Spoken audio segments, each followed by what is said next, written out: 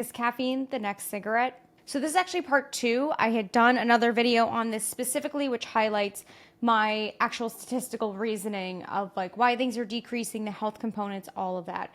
Now, the other part of this conversation is not just because of the health complications, possible financial reasons of why people are cutting back on caffeine as well as cigarettes and alcohol, but specifically why caffeine itself in our culture is what I presume is going to be rejected. Now, the reason why we have caffeine is because it makes us feel good, right? It makes us productive. It makes us feel like we are of value as a human being, right? Because in society, especially in America, if you are most productive, if your output is high, you yourself believe to be a valuable piece of meat on this earth, right? Which is a really sad thing to think about, but it's a reality that's very, very true. We all feel it. It took me quite a while on my entrepreneurial journey to finally pump the brakes and not be go, go, go and be chugging down coffee in order to get certain things done. Now, it doesn't mean that I've completely taken coffee out or any sort of caffeine, right? You can get it in multiple different places, not just from coffee. It could be from green teas. It can be from energy drinks. There's a ton of other ways in which you can get caffeine. But there's a significant shift happening in the way that we work, and I think that's the main reason why caffeine will eventually be canceled. Over the past few years, we've seen a major change in the workforce, mostly since the pandemic. So right since the pandemic, everything changed. People, they stopped commuting, they were working from home, and even though there was this grim feeling of like, what the fuck is going to happen in the world, right? We're in doomsday essentially. There was this feeling of like, wait a minute, I now have a life again. I actually can take time to myself, and it caused a lot of us to rethink the way that we work. So the year preceding the pandemic, we saw the rise of the Great Resignation, where something like 40 million Americans quit their jobs. Now, some of those people just quit their jobs and moved on to a new one, but a large chunk of those people actually quit to pursue alternative measures like freelance work, becoming a creator, or things like that, I being one of them. Now, part of the reason that I quit was because I was sick of being on the hamster wheel. I wanted to at least try. While I didn't have children, I didn't have dependents, I didn't have a mortgage to pay. I had rented, of course, and those things and bills, but I didn't have quite as much responsibility, and I was still in my 20s at the time. I was 28 when I quit, so I figured, okay, if this doesn't work out by 33, 35, I'm in the shitter, right? Finances are a mess. I haven't figured out my idea. I'll go back. Like, it's fine.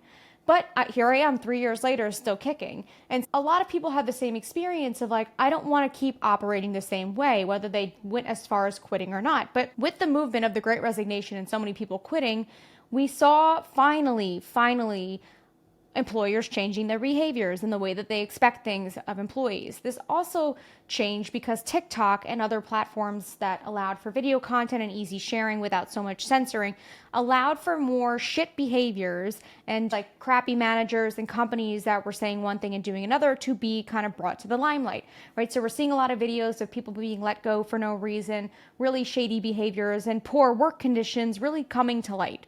So part of my reasoning of why I think caffeine is going to be shifting, yes, like I said before, has to do with finances, it has to do with health. There's a lot of reasons of people rejecting that, but it's mostly because we're changing as workers. So if we're changing to a society who once used productivity and output as the standard measure of value, and we're now, because of the pandemic, and the switch of hands of, again, the Great Resignation and demanding better working conditions and actually enjoying life versus being kind of a slave to the corporate system, right? Being the cog of the machine, people are going to be using caffeine less because we're aiming for flow. We're aiming for more conscious things like intuitive, like downloads, as people call it, right? Kind of going with their gut when it comes to doing certain projects and putting their foot down and setting boundaries when bosses ask them to work overtime or do things that are outside of their job requirements.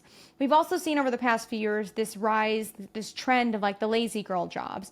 Now, even though it's a kitschy little phrase that implies that people are lazy and they don't want to work, what it's really talking about is that people aren't lazy, we're just not going to over-deliver. And there's nothing wrong with over-delivering, and there's nothing wrong with doing more than what is asked to a degree. I've had to put out more work to be known in my department or in my field at certain points, right? Raising my hand on certain projects. But it comes a point where that becomes exploitation. And so the lazy girl job trend, which really started taking off, I believe in 2022, right? So we had the pandemic, we had the Great Resignation, and now we have lazy girl jobs and the rise of salary transparency and all these things.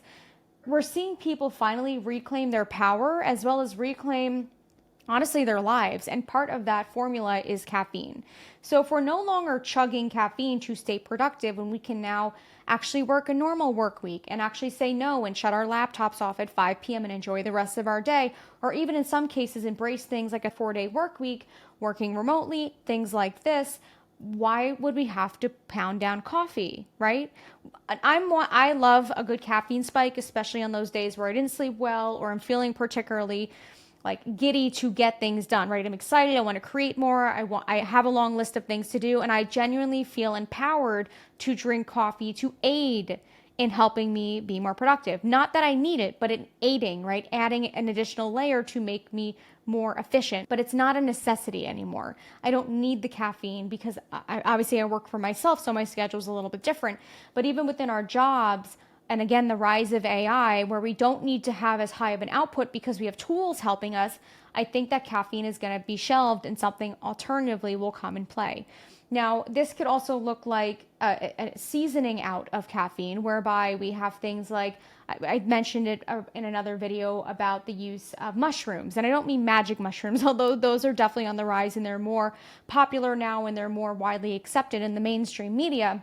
But I'm talking about more of like the actual non-medicinal like mushroom, like the not hallucinogenic mushrooms like lion's mane, ashwagandha, turkey tail, all these different mushrooms that people are using to craft concoctions for beverages in the morning to help with focus, energy, mood stabilization, and things like that. And even in some cases, if they're taking on adaptogenic properties of helping with cellular regrowth and stabilization, it just makes sense that we would aim more towards something that's a bit more gentle. Even thinking about the concept of energy drinks.